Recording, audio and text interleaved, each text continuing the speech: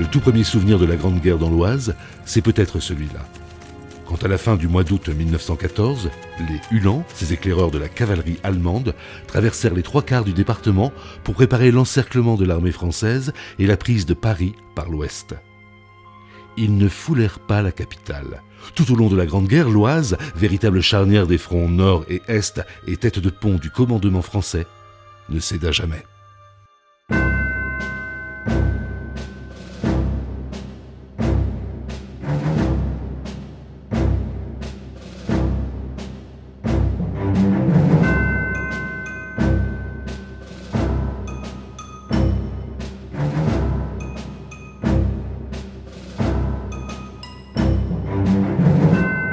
Été 1914. L'assassinat de l'archiduc François-Ferdinand d'Autriche va projeter l'Europe dans la Grande Guerre. Le jeu des alliances entre les nations, la volonté d'expansion territoriale de l'Allemagne et la revanche tant attendue des Français qui ont perdu la guerre de 1870 vont mettre le feu aux poudres. Contournant les places fortes de l'Est, les armées du Kaiser Guillaume II traversent la Belgique, le Nord, le Pas-de-Calais, l'Aisne et la Somme pour fondre sur l'Oise, dernier rempart avant Paris. Mais à Néry, le rouleau compresseur allemand va rencontrer une résistance inattendue. Le 1er septembre 1914, les cavaliers allemands de la 4e division de cavalerie qui marchaient vers Néry sont arrivés de l'autre côté du plateau. Voilà.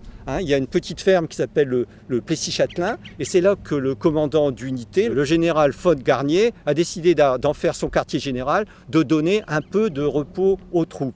Il a certainement envoyé une patrouille, il a entendu du bruit dans le village, il savait que c'était des Anglais, il a décidé d'attaquer les Anglais.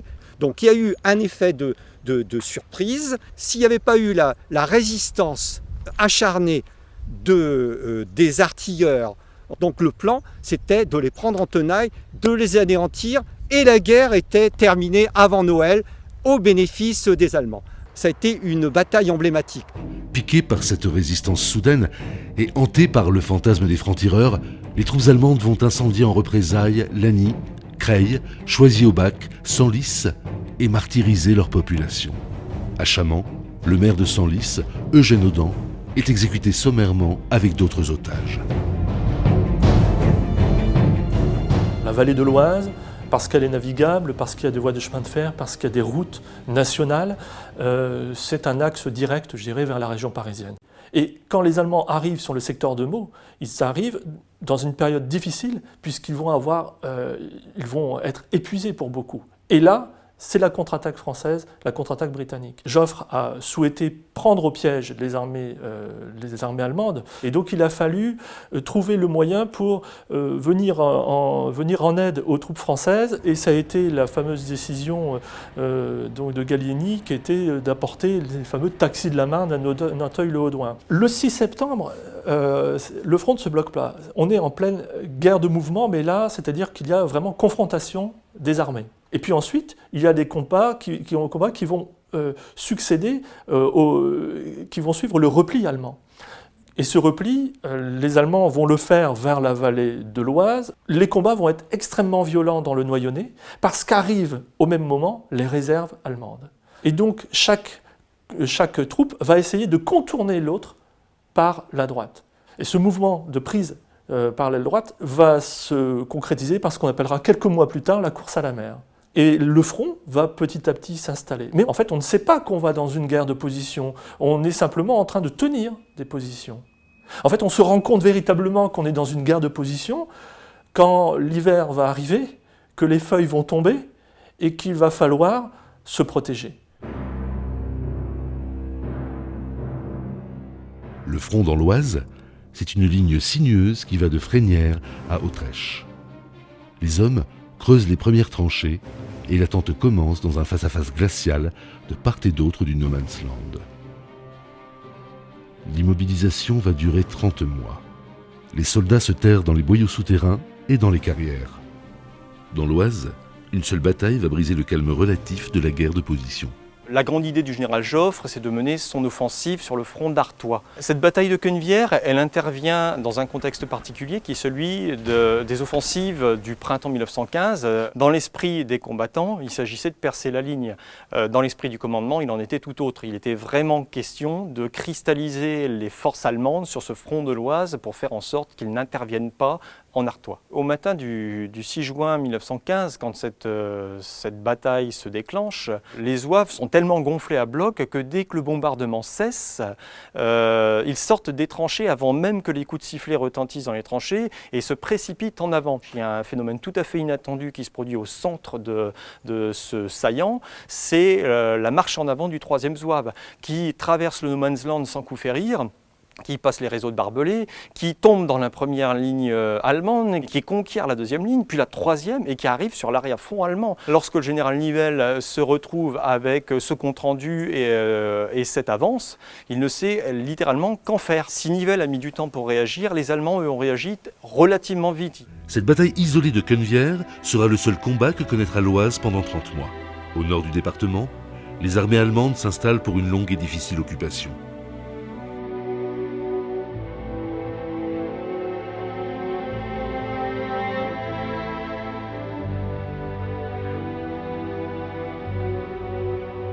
Les Allemands sont à Noyon, c'est la ville la plus proche de Paris qui sera à l'arrière-front allemand. Pendant l'occupation de la ville par l'armée allemande, il y a déjà des perquisitions, des réquisitions élémentaires, et elle fait travailler les Noyonnais pour subvenir aux besoins de l'armée allemande qui est stationnée à Noyon. Il y a aussi des exécutions sommaires dès les premiers jours. Il y a 3 fusillés pour l'exemple. Il y a une terreur qui commence à naître, des prises d'otages pour faire pression sur la population afin d'éviter toute résistance. En mars 1917, les armées du Reich opèrent un repli stratégique pour réduire le saillant de l'Oise et s'installer dans des fortifications construites dans le plus grand secret. De fait, la première libération des territoires occupés s'opère sans combat. Mais à mesure que les armées alliées y pénètrent, elles sont frappées de stupeur. En se retirant, l'ennemi qui pratique la tactique de la terre brûlée a saccagé les terres et les vergers, empoisonné les puits, dynamité les maisons et piégé les routes pour rendre la progression des Alliés toujours plus difficile. Le président Poincaré visite Noyon le 24 mars 1917 en compagnie d'Ernest Noël. L'arrivée des Français va permettre la libération du territoire, mais ce territoire est toujours en zone désarmée. Ce qui veut dire que l'on a toujours l'obligation d'éteindre les lumières, de se soumettre au régime militaire, avec la présence des Français, puis de l'état-major britannique qui viendra à partir de décembre 1917. Les tranchées doivent être conservées au cas où la guerre n'est pas terminée. Il faut pouvoir éventuellement se réfugier. Même si les lois de reconstruction sont passées et que l'on sait comment faire pour indemniser, assez peu d'habitants vont revenir sur les territoires. Et ils auront raison. Le 21 mars 1918, la grande offensive allemande du printemps enfonce le front sur 80 km. Son objectif ? Créer une percée entre les armées françaises et britanniques et parvenir enfin jusqu'à Paris. Dans les territoires qui venaient tout juste de se reconstruire, c'est la consternation. Mais cette fois-ci, tous les civils sont méticuleusement évacués par les pouvoirs publics français. L'Allemagne lance toutes ses forces dans cette offensive. Et tout comme la France, elle va employer les technologies les plus modernes issues de l'industrie de guerre. Aviation, chars de combat, lance-flammes, gaz, artillerie lourde. Les soldats de chacun des 2 camps sont devenus des combattants aguerris et impitoyables. Nous sommes dans les ruines de la chapelle du Mont-Renaud, chapelle Saint-Louis. Cette chapelle a connu les durs combats de mars et avril 1918. C'est une place forte à conquérir absolument pour les Allemands, car si le Mont-Renaud tombe, il est bien évident que pour eux s'ouvre la vallée de l'Oise et la route de Paris. Il faut savoir qu'ici, un régiment, le 57e, va défendre le Mont-Renaud. Lui arrêtera à lui seul 22 attaques allemandes. Il sera à l'origine de 16 attaques. Ça va être pendant 36 jours des combats particulièrement acharnés. On connaîtra tout. À la fin des combats du Mont-Renaud, le 30 avril, ce ne sera plus qu'un tas de pierres.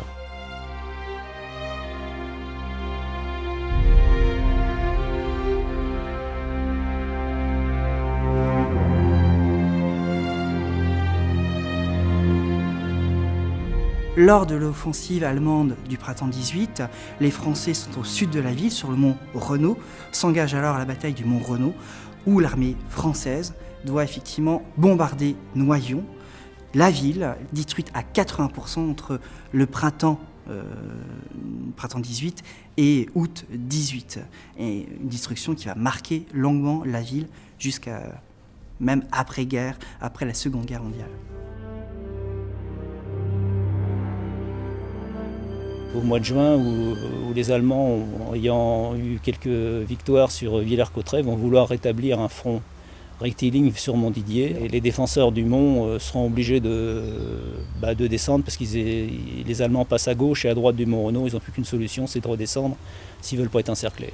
Grâce à la contre-offensive des chars du général Mangin, les Allemands sont refoulés lors de la bataille du Mât. Dès lors, les armées alliées reconquièrent le territoire perdu à partir de juillet. Et le 8 août, des attaques françaises seront lancées sur Moreuil qui vont réussir. Il y aura des attaques lancées le 10 août sur Roye. Après, il faudra 3 jours pour libérer Noyon, avec pénétration des troupes françaises, refoulement parce qu'il y aura un bombardement à l'Hypérite, et puis réattaque des troupes françaises. Et à partir de là, les Allemands vont plus cesser de reculer jusqu'à l'armistice.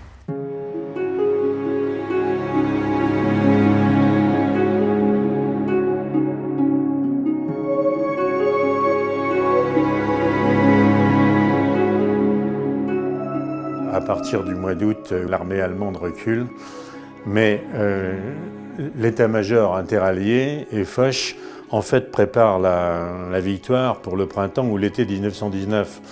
Et quand on va leur dire à début octobre que ça pourrait bien intervenir beaucoup plus tôt, c'est une surprise. On va en fait avoir à gérer dans l'urgence,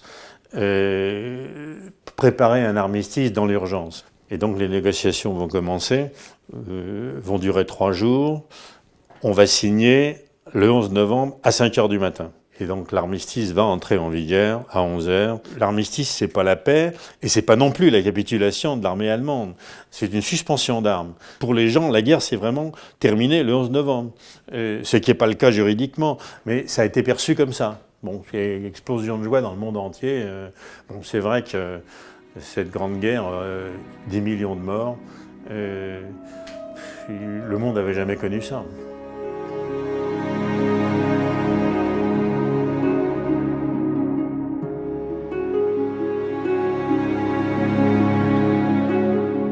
Dans la terre apaisée, loin du fracas des batailles, ils sont plusieurs milliers à dormir côte à côte. Sans doute dans le sommeil de leur trop courte vie, rêvent-ils de cette paix qu'ils ont tant souhaité, et dans laquelle grandit l'Europe aujourd'hui. C'est pour eux tous, et pour tous ceux à qui ils manquèrent si cruellement, que l'Oise se souvient.